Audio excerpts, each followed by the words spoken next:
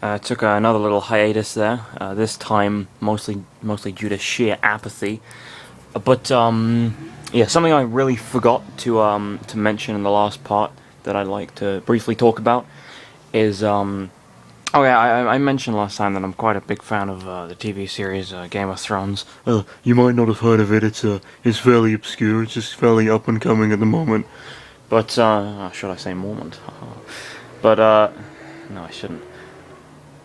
Once I've read the books, I plan to do a kind of speculative slash discussion program about it called A Song of Tits and Dragons. We'll see how that goes. It probably won't actually lead to anything, but I've been trying to work on tentatively developing that at the moment, which is why there have been so many breaks. Well, it's part of the reason why. Like I say, apathy is another big factor. Where the fuck was I? Ellipsis. Who cares? He likes these ellipses. For about a silent minute, the boy randomly switched, thinking about death, accepting death in solitude, or about finding an escape route. Damn. During one of those switching moments, he thought back on what Mewtwo was doing when he said the room Chris was being held was unfit for a cell room. During a brief moment, he remembered the psychic staring ahead at the wall on the other side of the room. Unless Mewtwo was thinking while staring into space for no reason, maybe there was a hint in the wall he stared at. Yeah, fancy that. Chris thought he was going insane if that small moment meant a lot. He looked back at that wall and saw nothing peculiar about it. Even after squinting his eyes, he couldn't see. For some strange reason, the wall looked strange to him. It was as if nice job repeating your adjectives there. It was as if a certain section of it looked slightly thicker with layers that he could not spot by the outlines they left behind. The other three walls in that room looked perfectly flat, though the other one he was looking at was not like the others. It didn't look professionally built like the others either. Whatever happened to that wall, the layers of steel put on it were haphazardly placed all over. Chris couldn't stop staring at the wall. His mind raced with a lot of desperate thoughts to escape from the factory into the wild outdoors. This is a long stretch. Is it possible there was a hole behind that wall? Chris thought hopelessly. Try to remember. I have a feeling there was something important in this factory that, if memory served him well, Chris recalled that, at the end of the factory level, there was a room where Ness fought Master Belch. Mr. Belch. Behind Master Belch had been a secret tunnel that led back to Saturn Valley. You don't mean... Chris's eyes widened when he stared back at the wall. If that was entirely possible, there was probably no doubt that the room he was held captive was the very same room that was positioned stupidly close to his only viable escape route. Yeah, that does sound pretty stupid, actually. You're telling me that in this entire factory they couldn't find one other fucking room where to keep him? Ironically, he remembered that the same escape route would lead him to the same place where that hot spring, with a hallucinogen effect he didn't know about, was, and directly to where the others were. That isn't irony, but, whatever. There was some hope for him to escape from the hell he was. There was some hope for him to escape from the hell he was. Does he mean in? I don't know. Ellipsis! But still, with that shadow Roy watching him from below, there was no way he could take advantage of the route. He wasn't completely sure if the route was even there. Maybe he was truly being paranoid while desperate for a ray of hope. Quickly, he was falling back into depression as he eased his sitting position and embraced himself to keep his body from shivering too much from the horror of being held hostage. He hung his head low and repeatedly wished that Lucario would rush in and save him. As he thought about the freedom he used to have, Chris fought the thought of breaking into a crying fit, but all he could do was keep his sniffling sounds low. Jeez, what a wuss! That little comment made Chris slow down. He weakly wandered to the edge of the I thought he was strung upside down. How can he walk around inside it now? Whatever. Oh yeah, well, I mean, if he's embracing himself or whatever, I imagine that's pretty difficult to do upside down, so maybe that should have tipped me off. He weakly wandered to the edge of the cave and looked down at Roy, who didn't bother looking up at him. So what if I am? Chris said, forgetting about his trauma and only recalling it when Roy looked up. He shrank back a bit, but he continued. I'm having really bad luck here trying to deal with this situation I got myself into. And I can't help but cry, because this never happened to me. He shook his head quickly and tried to forget about it so hard. But you can ignore my crying, if you want. I'd rather ask you if... Why are you even sided with the bad guys? He asked Roy. Roy blinked and looked away. It's not like you're gonna survive here if you can cry this easily, Chris grunted mentally at that, though his face reflected his horror. I didn't join willingly. Taboo corrupted my original self to serve him, just like he did to the others you saw a moment ago. Well, I mean, if he's capable of free thought like that, what's stopping him from breaking away from the group and running off somewhere? Whatever. So, he's brainwashed, Chris thought. That's all you're gonna get from me, Roy told Chris. The teen-turned boy got... He said that phrase often enough, I should be able to say it by now. The teen-turned boy gasped under his breath when he saw the swordsman turning his back to him. Right in there, in the meantime.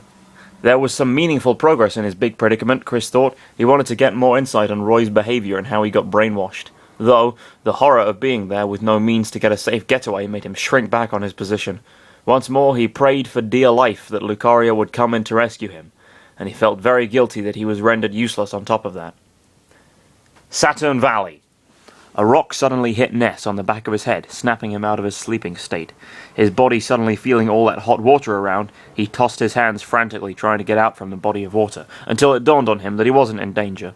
Trying to catch his breath, he started to notice what was around him until he managed to calm himself down, though that didn't change how shocked he was to find nothing else but a really wrecked Saturn Valley when he got out from that hot spring and looked down. Some of the huts of the valley had been destroyed by large boulders that used to be part of the torn cliffs surrounding the settlement. He could tell at first glance that the boulders had rolled down given the large marks they left on the ground, so there was no way the boulders just happened to be tossed overhead from somewhere. Wasn't it because of Lucario's temper tantrum? I don't know. Aside from the few unlucky huts that were reduced to wreckages, the grassy area had half of its greenery colour mixed with brown colour from the fallen debris from the cliffs, and the several paths inside the floors of the caves Ness and the others had entered before were blocked off by rocks. Everything looked like as if a tornado had passed through. Albeit the valley was destroyed with many cave-ins and the clear water pond filled with mud, it didn't faze the Mr. Saturns all that much, as they kept going on with their usual lifestyle. He's good at this whole writing thing, isn't he? Oh, wait, hang on a second. They regarded the change in unusual lifestyle. They regarded the change in landscape as something new and curious, standing on the rocks and pretending their huts were still up, as seen by some of them tucked in their meagre bedsheets within the circles of their homes, and rolling down from a few boulders into the ground. Jeez, Ness muttered under his breath. When he remained silent for a moment, he overheard a few panting sounds coming from his right. Turning to that direction, his mouth gapped when he spotted Lucario, still holding that same pose he used to release all his hot air, as he stared up into the sky with a menacing glare. He was still not any better from learning about the disappearance of his trainer, and Ness learned that even thinking about Chris being lost forever was a suicidal topic to bring up now. Cautiously, the boy approached the monster. Hey! He called out weakly. He gulped almost immediately when one glaring red eye stared his way, a subtle answer that meant Ness would probably die if he didn't say the right words. I see you did quite a number on this valley. That was impressive, but rather unnecessary and random. So how about we start looking for Chris right away? He asked with a large twitching smile, his feet ready to turn and make a run for it. Lucario very slowly eased his stance and calmed down his growling sounds. He shut his eyes quickly and almost didn't try to lose it again as he covered himself in his potent aura coat. He was once again trying to pinpoint the exact location where his lost trainer was. Look, we tried and failed miserably to raise your hopes with words and no action. How about we jump into the action then? I bet that's what you want to do now. Ness ignored the mumbling sounds coming from the hot spring. It looked like Paula and Juff were coming too. Where are you? Lucario muttered under his breath, or more accurately, his gritted fangs. You must be nearby. You couldn't have disappeared so simply like that. Ellipsis. Ness kept looking at the blue creature until the former decided to tiptoe his way back up to the hot spring, thinking it was better to leave Lucario alone. The boy saw his... Ness kept looking at the blue creature until the form... What? You could have just said, Ness kept looking at the blue creature until he decided to tiptoe. Oh, actually... No, whatever. It doesn't make sense, but, you know, I understand why he did it. The boy saw his companions getting out from the hot spring where he pulled them out where they held out their hands. Welcome back to reality, you guys. Right now, this valley has gone through some modest renovation. Really? These fucking creatures have been rendered homeless by fucking Lucario because he, like I say, had a bit of a wobbly, you know, and